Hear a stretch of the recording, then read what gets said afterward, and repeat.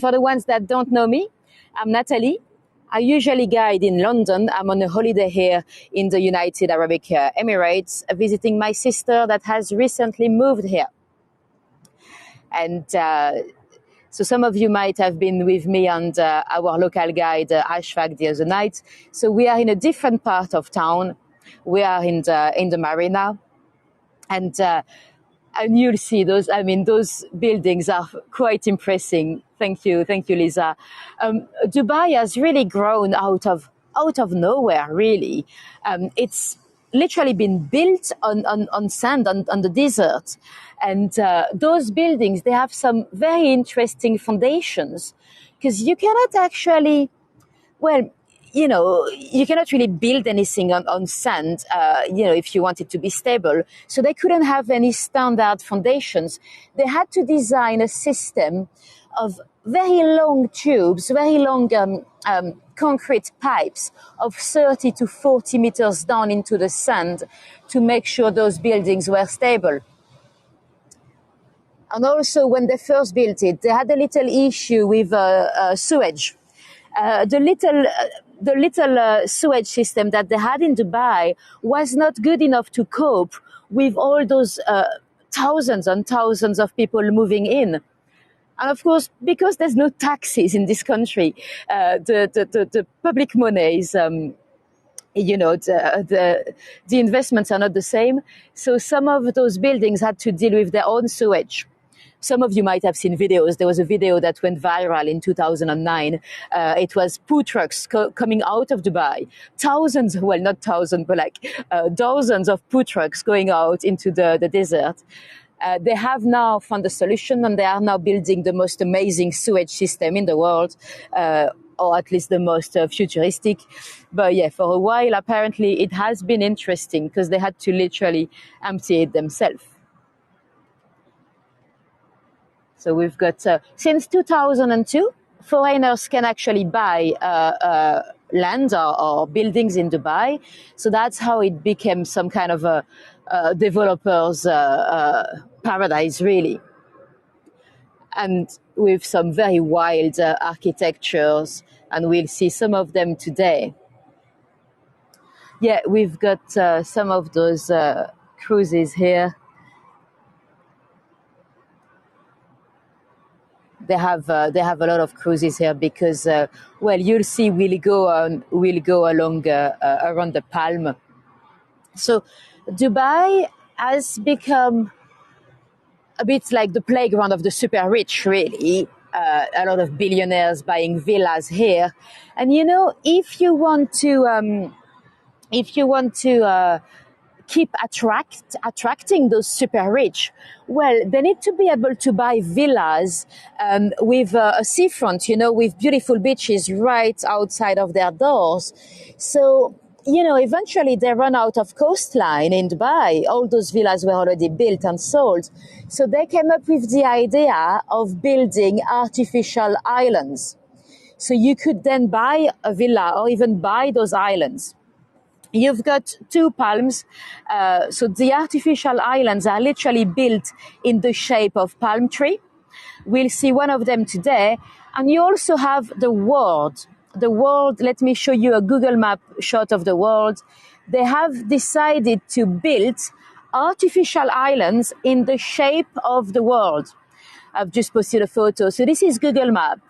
It's only fairly accurate, but you could then buy an island that might be France, that might be India, that might be Dubai. So they've got very original. And with all those artificial islands, they've been able to add 70 kilometers of beach coastline, really, for those very expensive villas. So the most famous of those artificial islands, it's the one I'm going to post a photo. That's where we're heading to. So that's the first palm. There's a second one, but it's not fully habitated yet, the second one. So we'll basically go around that palm today. So this is all artificial. They've basically created islands and built on them. Hotels, villas. So that's quite interesting. They've even been able to move a massive coral reef, and it's stayed 90% alive, which is quite astonishing, really. Nothing is too big for Dubai. Nothing is too extravagant for Dubai. Did any of you come here in real life? Give me a sign in the chat if you've been to Dubai. I think Wendy might have. Oh, Bev, you have. Oh, you have as well, Michelle. Oh, Ashfaq is here. Are you going from work, Ashfaq? Don't get in trouble, because I think you should be at work already. Oh, you've been to Abu Dhabi. I should be going to Abu Dhabi in a few days. Oh, your sister and bro have done it. Yeah.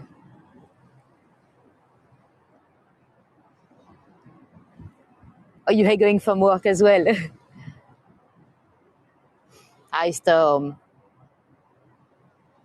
Which is better? Oh, I don't know yet. I would say I think there's probably more to do in Dubai, but I think the beaches are a bit nicer in Abu Dhabi.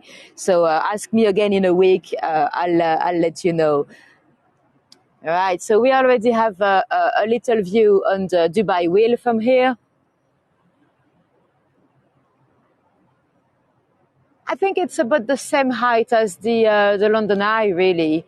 That looks about like 130 meters to me, but am I going to the top of Burj Khalifa? Leslie? Well, that's a very good question. I was meant to, I was booked, and it's quite expensive tickets, actually. I was booked for the 24th to go and see the sunset from there, but I did not make it because I've missed my flight. So my sister had to go. Oh, we've got some balloons floating here. We're going to hit a balloon. I was worried that might be a swimmer. So yeah, I didn't make it because I was still, then I had to buy a second flight ticket, and I was massively delayed. So my sister had to go and try to sell, because we couldn't change the ticket time. So she went down Burj Khalifa, approaching people that were hoping to buy a ticket. She managed to sell them, but obviously only half price, or maybe 60% of the price. So now I'm like, I've already lost so much money with that second flight. I don't know whether I'm going to make it to the top of Burj Khalifa at the end. Or we might buy another ticket, but maybe not sunset, because it's the most expensive timing. So yeah, we'll see. I know it's one of the top things to do here, but we'll see. Right, so we have a little bridge here for pedestrians to reach the wheel. Let me show you the view from here. We're very lucky the sun has come out, because when we woke up this morning about 7 a.m. really, it was still very grey, and I was like, oh no, we're not gonna see very far. I've had a lot of grey weather since I'm here, so I'm glad to finally have the sun.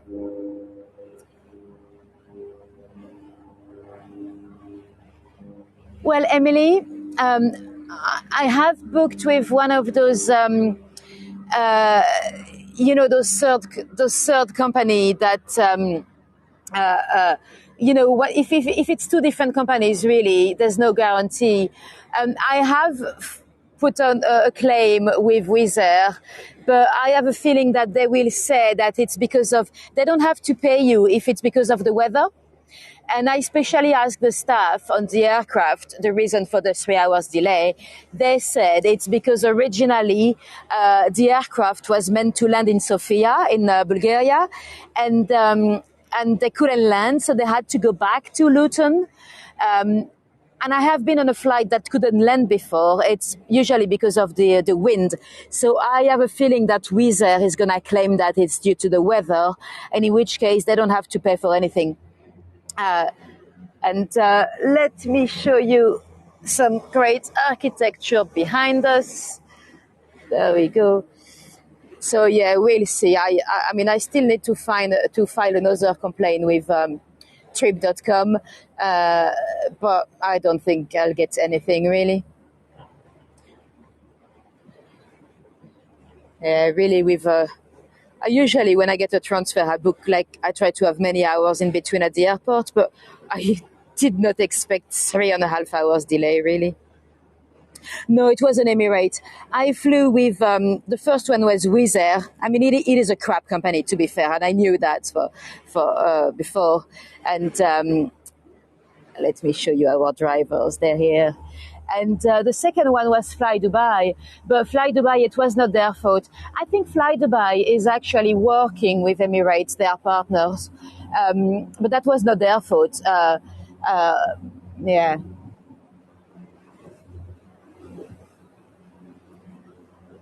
Are any of those buildings by Haydid?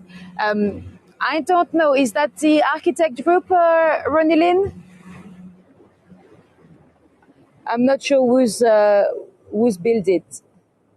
Uh, yeah. Wow.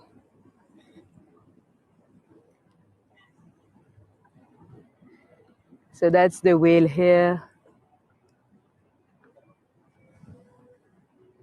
Is someone muted? Yeah, you might wanna unmute if you don't hear me. Well, there's no point for me saying that because they don't hear me anyway. But yeah. Right. So let me tell you a little bit about the history of the Emirates. Um, I don't want to tell you too much because it's not my area of expertise, and also because some stuff I purely disagree with. I mean, if you ask any guide here, they'll tell you they have a president and a vice president. For me, if you have a family that is on the throne from father to son until they die and then their son takes over, for me, this is not called a president. So let's not go into details into that. But basically, this area was mainly desert. No one really cared that much about the land, but Europeans have been interested into the area because of the sea. Well, it's a chic, yeah. The thing is, a lot of the guides here, they have been told to call them presidents. If you go to the museum of, why is that not focusing anymore? Let me flip the camera around and back. Yeah. So yeah, when you go to the history museum, they keep calling them presidents, which I find funny personally. But yeah, so the Europeans had been interested into this area mainly because of the sea that was full of pirates. The Portuguese had tried to come and they were taking taxes on whoever coming into the sea. Why are we stopping? But eventually they made a deal with the East India Company. The East India Company, we might have spoken about them into my tours before. They were basically the British, but it was not really the British government itself. It was a company that had been given a royal charter in the year 1600, and they were kind of dealing with colonization really. So they made a deal here with the family, the royal family, and they had a protectorate. They were meant to take care of the sea to avoid the pirates and to avoid any invasion. And eventually, the Brits. Is it? Hold on, I might have some. Oh no, okay. I thought it was struggling to focus, but it's fine. And the Brits decided to stop the protectorate in. Let me show you the aircraft. In the late 60s, 1968 to be precise. Wow, that's quite good. It's going very close to the sea, and. and that's when the local Emirates started to try to find a solution to unite themselves, and those the 7 Emirates ended up forming in 1971. They formed the country, the United Arab Emirates. And sorry, it's a bit windy. I hope it's not shaking too much. So we now have those 7 Emirates, and Dubai is one of them. So that's the straight ahead. That's is it Jumeirah? And so that's the beach area there of the beginning of the Palm. And I think I can already see down there in the distance a bit of the Atlantis. We'll get a bit closer. How is the food in Dubai? Robert, you have a lot of different type of food here. We went, the first day I was here, we went into the desert in one of those camps when we had some different nationality food. So the Emirati food was very good as well. It's nice. I like it. We also had Moroccan. We had, I think, some Lebanese. So we had many different mix. It was like a buffet. But yeah, good stuff. Although I'm not a massive fan of like mutton and stuff like that, so I choose a vegetarian option or chicken. But yeah. What are the other 6 Emirates? Laurie is asking. Let me tell you. We've got, Abu Dhabi. We've got Sharjah, Ajman. We've got Al Quwain, Ras Al Khaimah, I think it's called, and Fallujah. I'm not sure I pronounced them right, but yeah. And all of them have a different emir, really. So you've got seven sheikh, and one of them, it's the one of Abu Dhabi, is the actual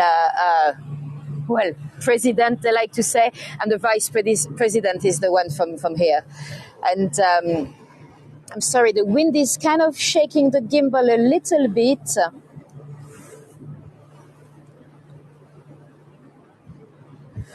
And yeah, absolutely. Abu Dhabi is the capital, and Abu Dhabi is also where, I mean, they had about 90% of the petrol is actually in Abu Dhabi.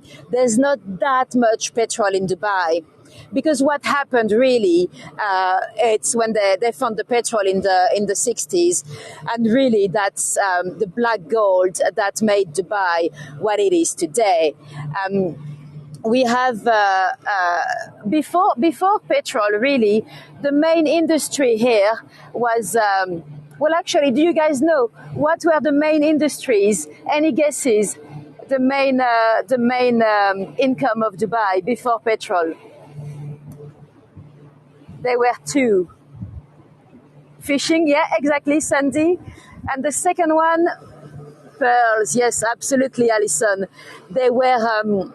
There's a lot of oysters here, so there were a lot of divers going down at the time before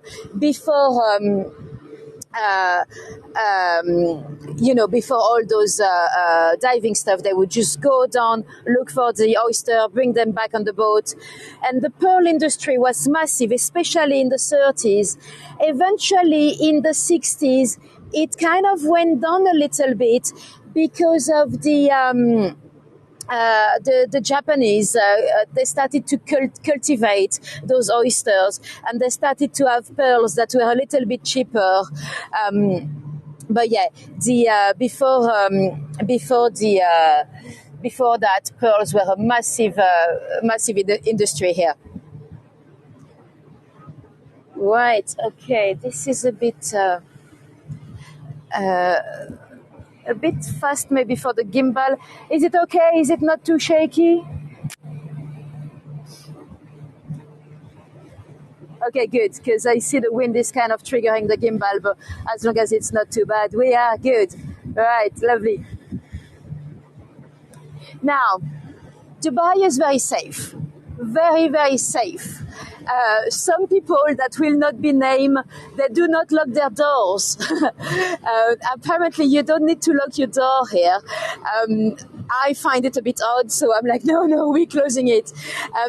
It's extremely safe in terms of small crime. You know, you can go to a cafe with you MacBook and do all those people working from home. You can go to the toilet, leave your computer on your phone on the table. No one is gonna take it. Well, of course, the punishment would be quite strong if they did. So it's very safe in this matter. Actually, my sister has a friend let me tell you the story. I would tell her to tell you, but it's a bit windy, so you probably would not hear her. She's got a friend, an expat as well from Morocco. He went on a holiday for about 2 weeks, and he left his door open. You know those big tower blocks, you have a security at the bottom anyway. No one really gets in. Everyone leaves their door open.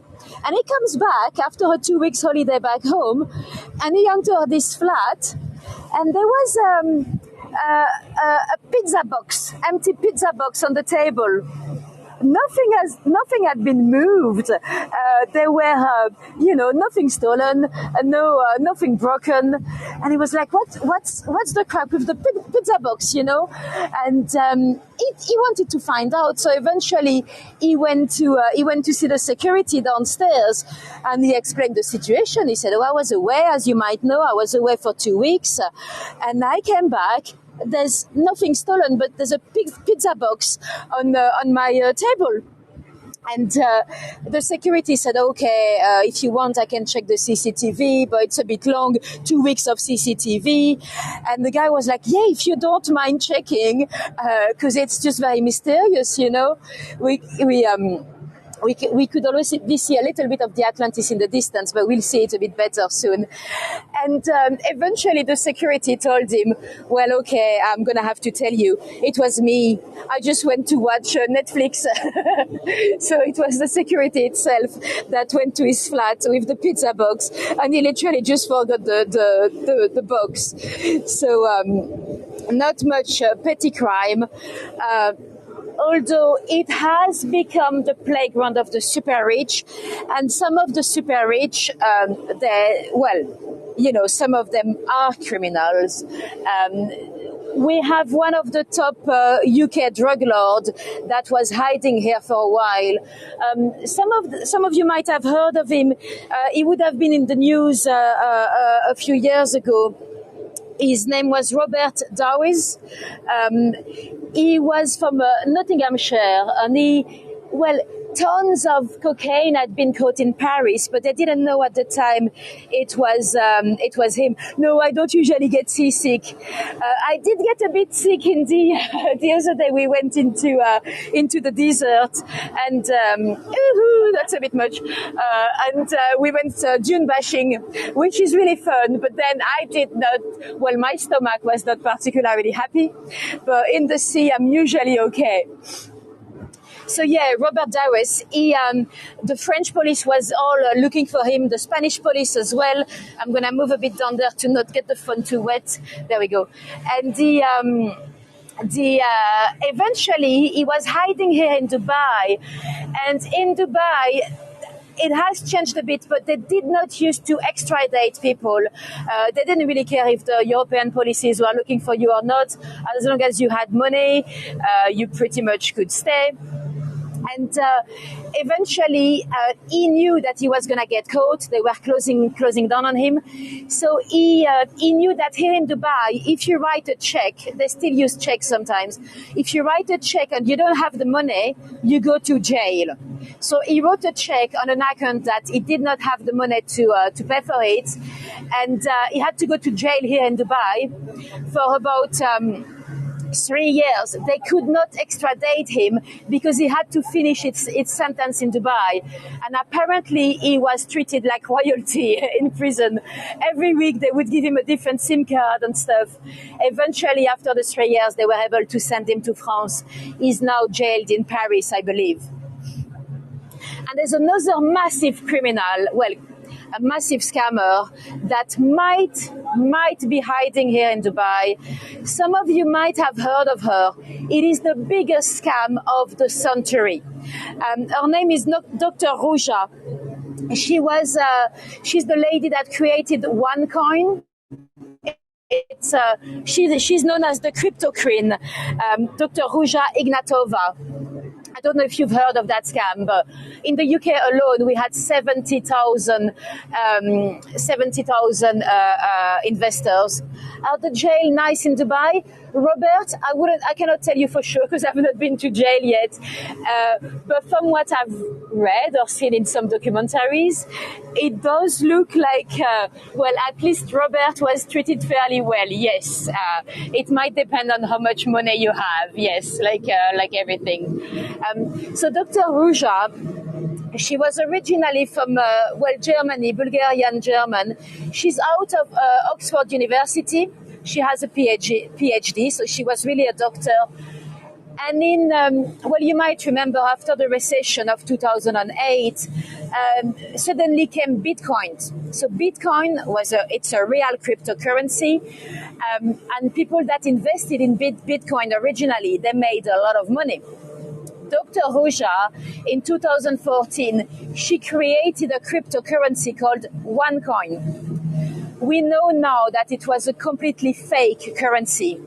I don't fully understand it myself, but cryptocurrency, to be a cryptocurrency, you need to have a blockchain. A blockchain is like, well, it's basically like a record of all the different currency move and transaction. You cannot change it, and every single investor should have access to the blockchain.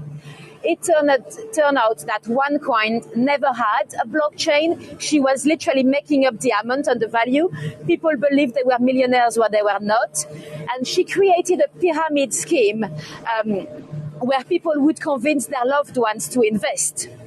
And some people would make actual money by selling packages to invest into OneCoin.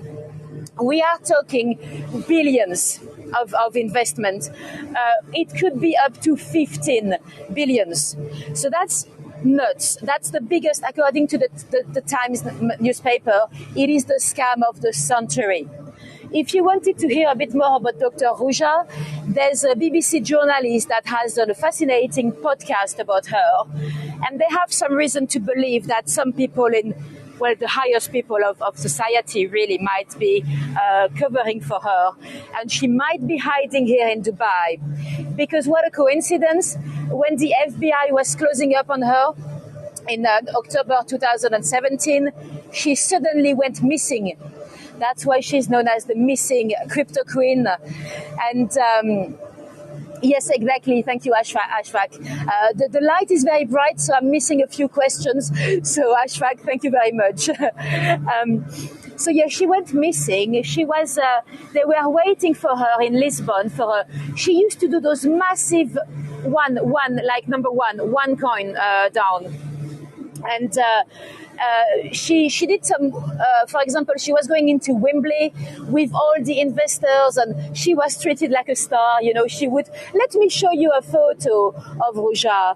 We never know. If you find her in the streets, you can tell the police. She's on the top 10 of the missing person from the FBI, in the US. Well, Interpol is looking for her as well. She probably had a lot of plastic surgery since. But would you believe even after she went missing, people still invested? Even after the City of London police was looking into her as well, it was declared as a scam, but people kept investing because they believed.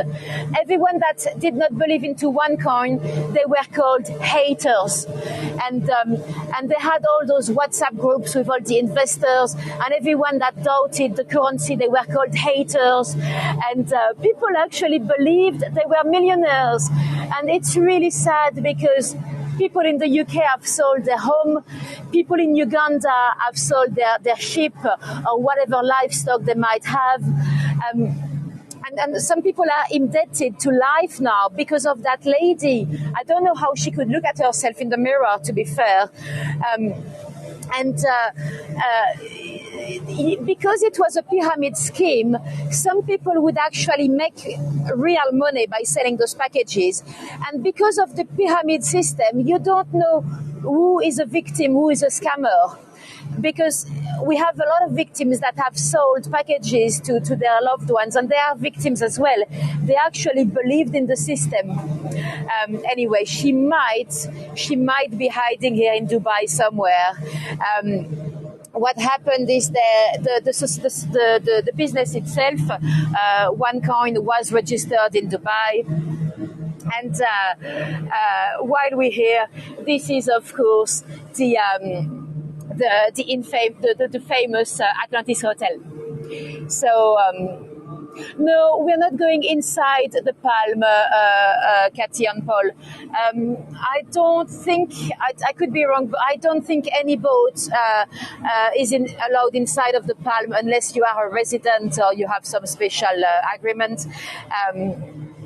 So the Atlantis Hotel, I think it's 2008 when they opened it. And it's a 5-star. It's not a 7-star hotel. The 7-star, it's the Burj Al Arab, another one.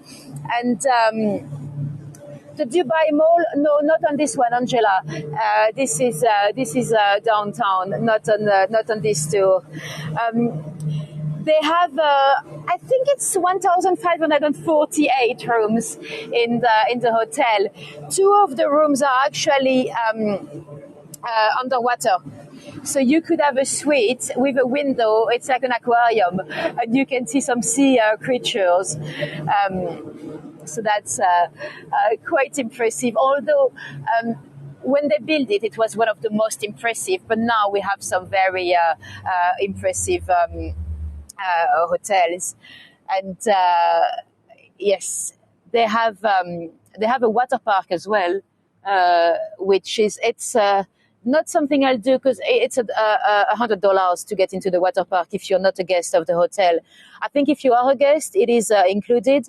But yeah, that's quite amazing, and a beautiful design, beautiful view, and. If you see the flags, I don't know how well you can see, but I believe that's the flag of so you've got the flag of the EUA, EA. I can never say it properly. UAE. I'm dyslexic, guys. It's never gonna come out right, and that's the flag of the Emirates of Dubai as well. Yes, very impressive. And that's not where we're staying, as you can imagine. Well, actually, in Dubai, I'm staying at my sister's anyway. But yeah. Let me show you. Let me do a little panning around.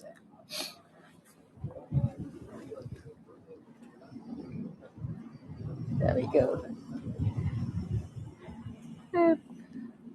And here are our drivers.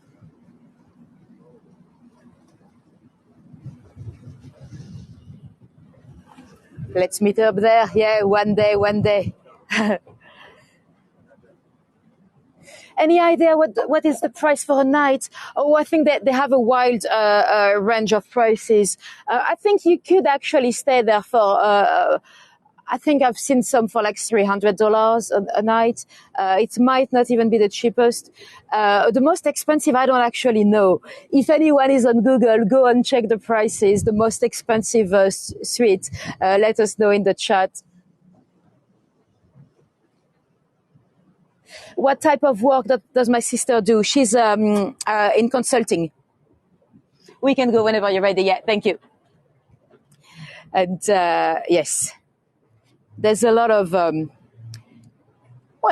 I understand some people can make quite good money in Dubai. There's a lot of expats in Dubai. I don't know the exact proportion because I keep finding different figures, so I don't want to tell you for sure. So take it with a pinch of salt, but I have read that as little as 5% of the Dubai population might actually be Emirati. My sister is called Sarah, Elizabeth. So you have people from all over the globe, really. you have some expats that come for very good jobs, and you have some expats that come onto jobs into service as well, and might send some money back home. You have a lot of different communities which are amazing, so you can come here and meet people from all over the globe, really. Although I've listened to a lot of expat podcasts and stuff. Apparently, it's not that easy. $1,200 per night. Okay, good to know. I expected it could be even up to 2,000. Okay, yeah, yeah. I understand it's 3,000 you found. Okay, yes, that's what I expected. Yeah. That's the Burj Al Arab. Oh, sorry, it's hard for me to see the chat. Yeah, I think the Burj can be a little bit more expensive. We should see it from the distance in a moment, hopefully. And so yeah, I read that it's not that easy to meet people in Dubai, because a lot of people are coming here. It's a very commercial city, and a lot of people are coming here for work, to make money, save money, and for the Atlantis. Okay. Yeah, sorry, it's so bright that I'm a bit struggling to see the chat, guys. So apologies if I've missed any comment. And yeah, apparently you don't really want to go on Tinder here because there's a lot of gold diggers. It's quite hard to find love, and also there's very few women. So it's actually Dubai is trying to attract ladies that might want to start a company. I hear there are some special deals if you are a lady or a sole trader, because there's about 72% of the population in Dubai that are men.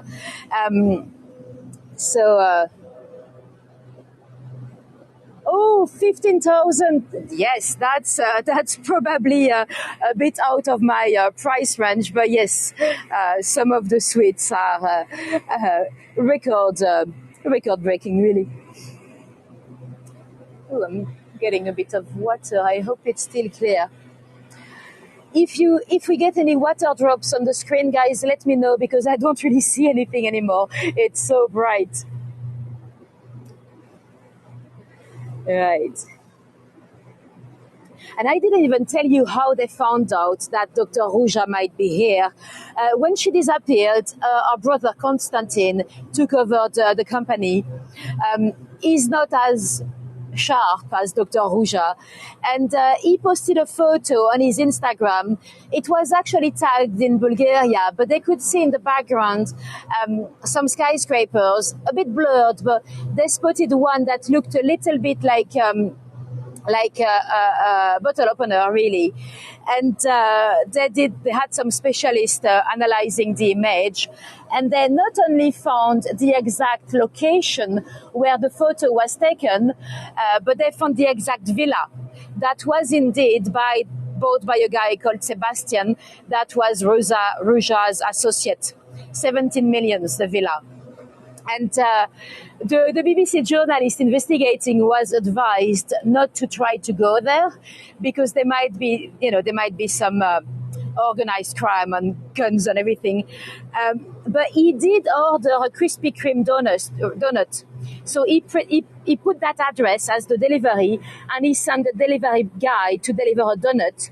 The delivery guy rang the bell, and no one answered. So Dr. Roja might no longer be there, but yeah, she could still be somewhere in Dubai, and some people believe that she might be somehow protected with all her millions. I think she only disappeared with 400,000 millions, but still. They're still hoping to find some properties that would have been bought by the company OneCoin to hopefully give some kind of money back to all the victims. That's very unlikely, but hopefully, because some people have lost so much.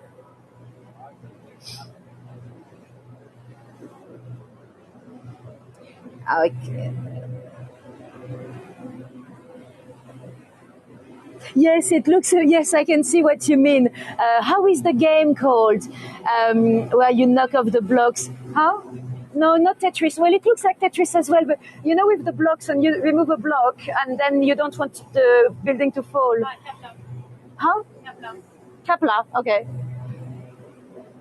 Oops. Oh, Jenga. Okay. Oh, that might be a different name in different.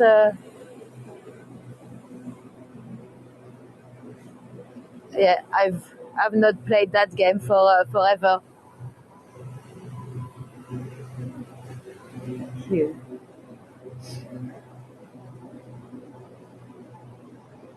Jenga, nice. Right, so we'll see in the distance there. We'll already see a bit of the Burj Al Arab. Let me.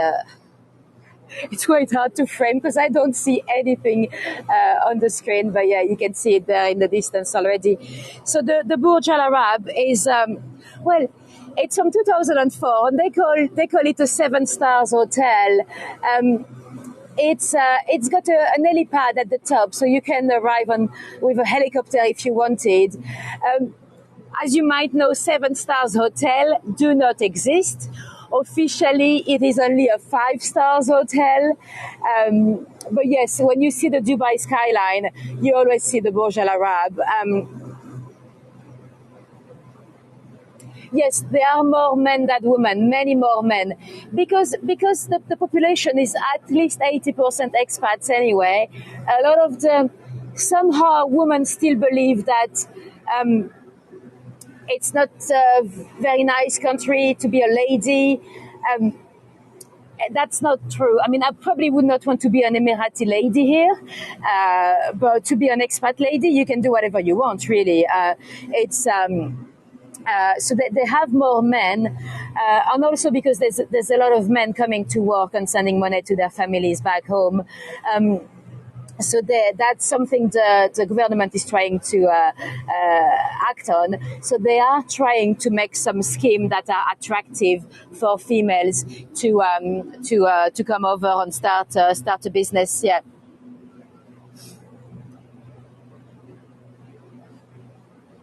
7 stars is a headache.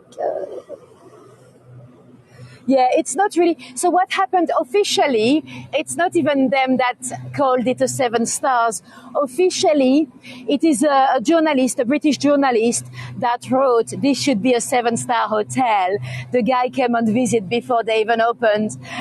So they say it's not them, it's the British journalist. I think they might be responsible for spreading the news. But yeah, officially it's not them. And I don't think you can access the top unless you are a guest or a customer of the hotel. I see. Thank you, Ashfaq. I must have missed. Apologies for what I've missed. Depending on the angle on the camera, I don't see. They've removed the stars from the lobby. Oh, I didn't know. Yes, there's the Burj straight in the distance there.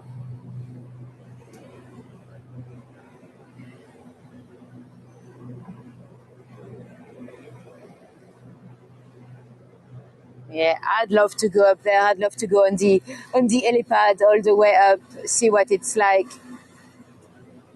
What is the weather? It's getting warmer now. I think we'll be able to go for a swim.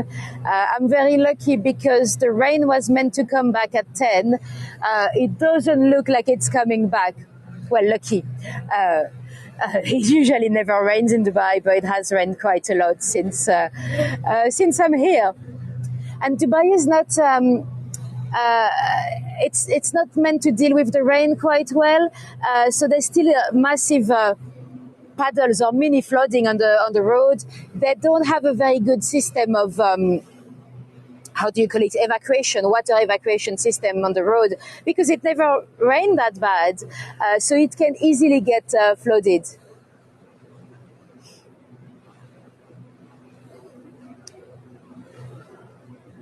The rain is following me. Yes, exactly. The medicine. I'm not too sure why we're talking about medicine. I think I've missed something in the chat. So my sister has moved here in October. And officially she's here to stay. She's here on a long-term contract. So yeah. Yes, exactly. There's no such thing as a 7-star category. Let me show you the skyline as well from here.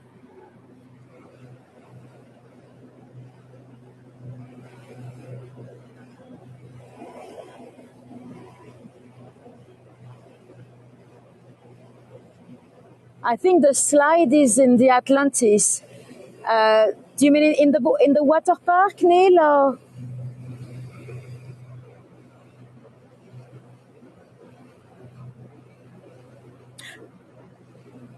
No, she's an employee. She's an employee. She's not started any businesses.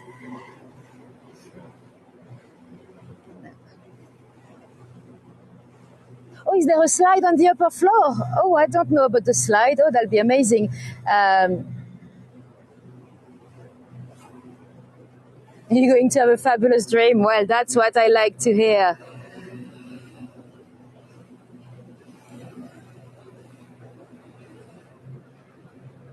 And in the distance, I don't know how much you can see, but straight down there, that's you can see downtown Dubai and the Burj Khalifa. I don't see. Apologies, I don't actually see if you see it on the screen because it's so bright. I don't see much, but yeah, it should be straight down there.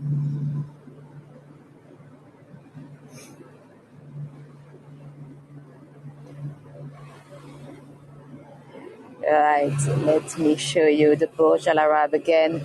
I can try to zoom in a bit. So yeah, that's quite an iconic building. When you see all those landscape, when they do the Dubai landscape, you always see the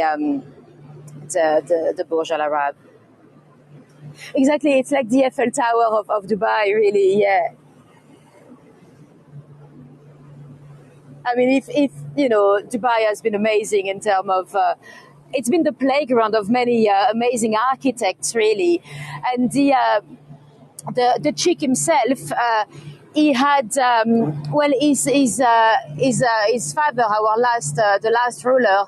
He was himself very inspired by London, by New York. Even by Daniel Burnham. That's the guy that kind of designed Chicago. So they wanted to have an amazing skyline like those cities.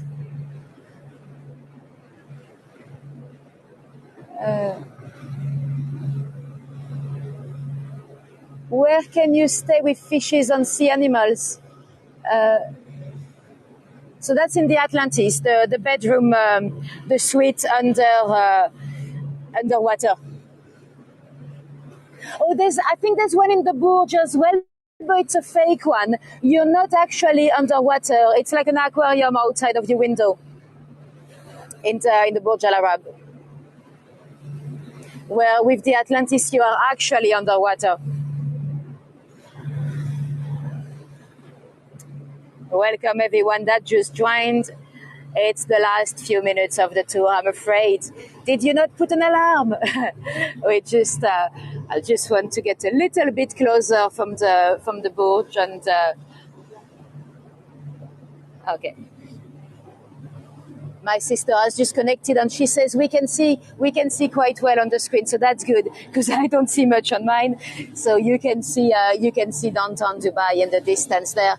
So if you see the spiky needly one in the middle, this is the Burj Khalifa. So this is half a mile. It's 130 meters high. Oh, hold on. I'm surprised that we said it.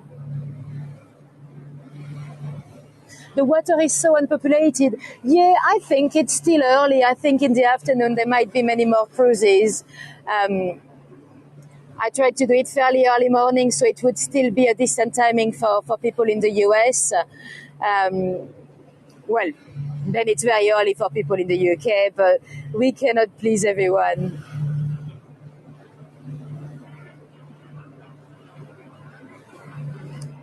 Yes, we're gonna go and have a swim. I'll just stay tuned a few minutes because I'd like to get a little bit closer to the Burj Al Arab. Thank you, Lynn. Thanks everyone for your tips. It's really appreciated. And let me show you again the palm on the marina from here. I'm just gonna pan the camera around. Oh, nice! I can see the screen from here. That's better. So down there, the skyscrapers, that's towards the marina, and this is the palm.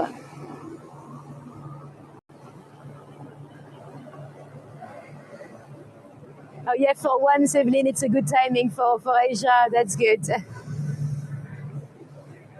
A swimwear, we'll see. We'll probably get a bit closer to the. Well, first I need to clean all my material because my phone is full of salt. I hope there's no salt in the gimbal. But then we'll jump in the water after the tour.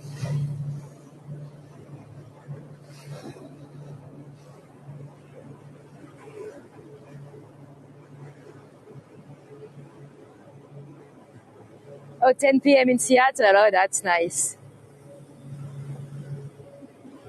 I like Seattle myself. I was an exchange student in Moses Lake, so that's about 3 hours from Seattle. Seattle is quite good in terms of architecture as well. We've got some funky buildings there. From the boat, yes, we'll jump from the boat, yes. Not live though. I don't want you to see me doing a big ploof in my swimwear. I am not that confident. And I don't want any postcards of my bum bum.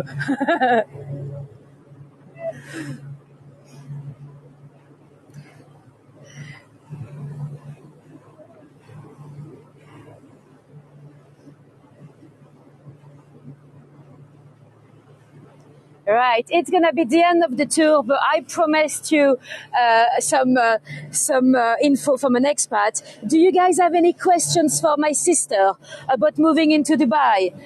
Do you happen to? Do you want to know what it's like? Do you wanna move yourself? Let me know if you have any questions, either for me or for Sarah. Oh no, it's a boat hire. It's a hire. No, it's not our friends. I wish I had a friend with a boat. Do you have a room for all of them? Do you want to invite them over? No, very small flat. Yeah, it's very small. It's a one-bedroom flat, so she's got a little balcony if you want to sleep out on a balcony, but it can be a bit scary because it's on the 25th floor. Does she like it? Yes, she does so far. Yeah. Do you like it? Yes. Yes. I mean, I had good weather until like 3 days ago. Well, she liked it until 3 days ago, until the rain started. What inspired you to move here? I just wanted something new. So yeah, just a change. Let's.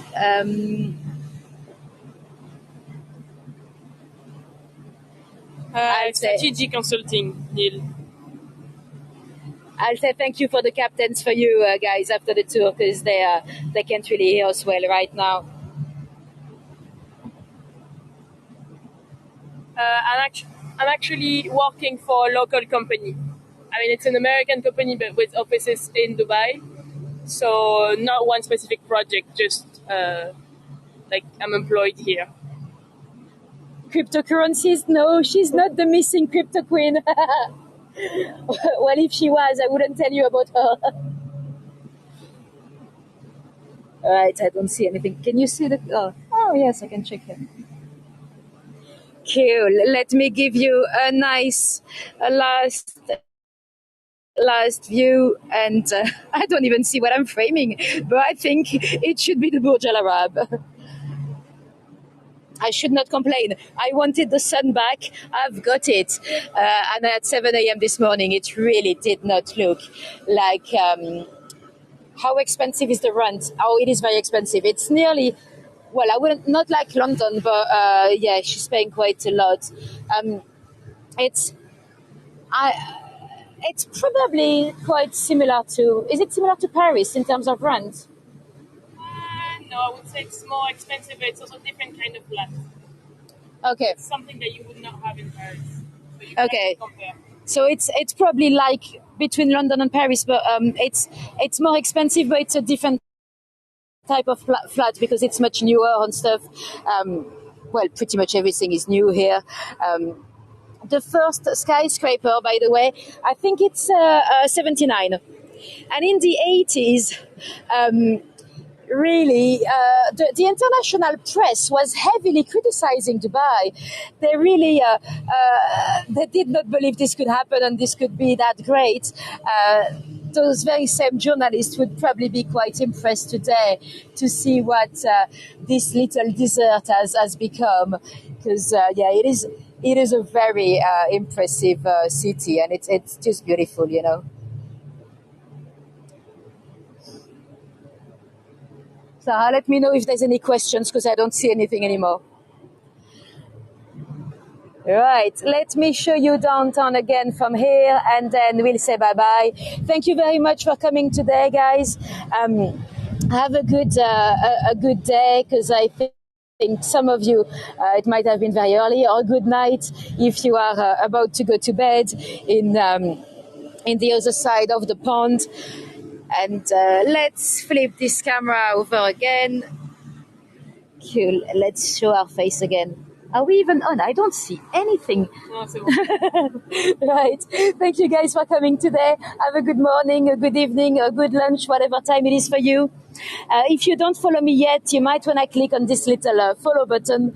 And if you want to see a bit more of the United Arab Emirates, I might do a couple more tours. I don't know yet. We'll see wherever I can find a signal, because we don't even know what we're doing now that we probably not going to Oman. But yeah, stay tuned. Keep an eye on my channel, and I'll see you soon. Bye bye. I don't even see how to finish the stream. Right, there we go. Is it?